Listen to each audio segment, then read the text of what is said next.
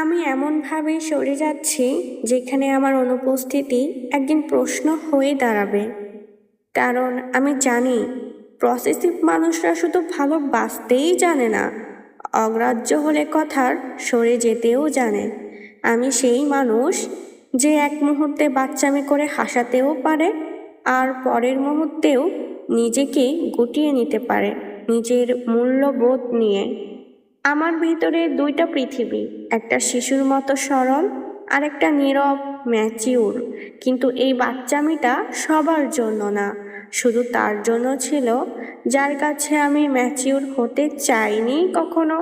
আর যেখানে আমাকে প্রমাণ করতে হয়েছে সেখানে আমি কখনোই বাচ্চা হইনি। আজ আমি চুপ করে যাচ্ছি কারোর জন্য না, নিজের জন্য, যাতে একদিন আমাকে দেখা, আমার সাথে কথা বলা কারো স্বপ্ন হয়ে দাঁড়ায়।